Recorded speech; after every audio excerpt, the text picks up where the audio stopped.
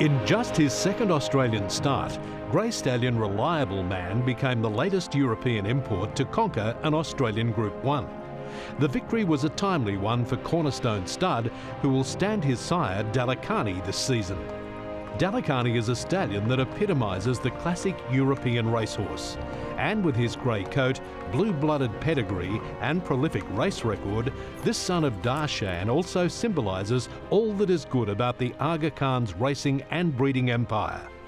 A descendant of Never Bend, through his champion son Milreef, Dalakhani will this season become the first Aga Khan stallion to shuttle to Australia, taking up residency at Sam Hayes' Cornerstone Stud. It's something we've been working on for a little while.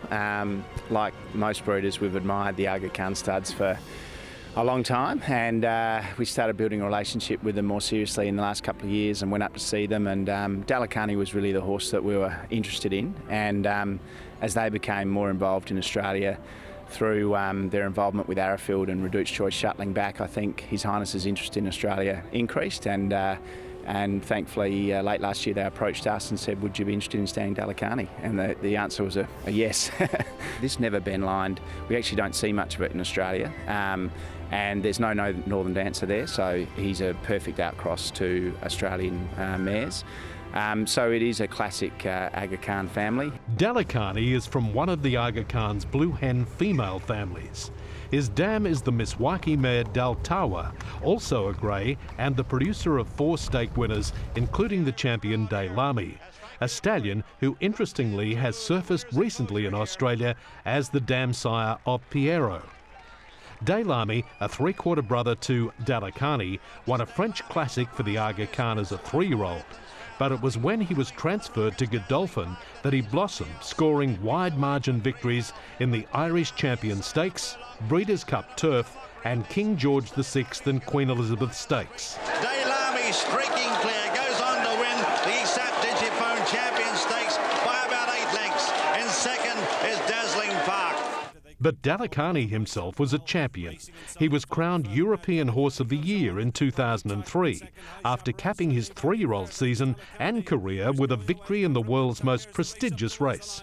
Dalakhani wins the Arc de Triomphe from Mubtaker in second. They're clear of High Chaparral. He nearly had a faultless career. He raced 9 times, won 8 races. He was only beaten once in the Irish Derby, ran second.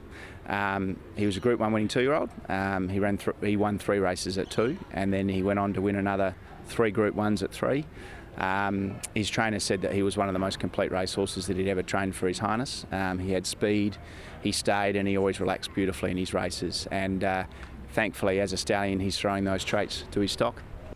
Retired to stand at the Aga Khan's Irish farm Giltown Stud, Dalakhani quickly followed in the footsteps of his sire, grandsire and great-grandsire by producing quality Group 1 winners. But it's Conduit who's extending all the way to the line. Ryan Moore has chosen right. What a day for Sir Michael Stout. At the line, Conduit won the King George. He had, I think, 14 stakes performers in 2012. He's obviously side 5 Group 1 winners across his career, but he's proven to be incredibly consistent and top quality sire in Europe.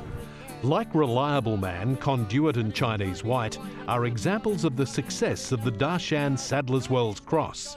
We just got to make sure that the Danehill line is going to work. So our precocious, strong sons of Danehill in Australia, I think, is what we're looking for. There's a bit of Sadler's Wells around, that's great, but we want to be injecting that little bit of precocity and the 1400, 1600 sort of Australian speed into him as well, which I think will work really well. Another line of interest may be mares with best in show in the family. Dalakhani's best son, Grey Swallow, is from this family, and the Blue Hen can be found in the pedigrees of mares by Hurricane Sky, Umatilla, a son of Miswaki, Last Tycoon himself out of a Milreef mare, and of course champion sire Reduced Choice. And Dalakhani is not one-dimensional.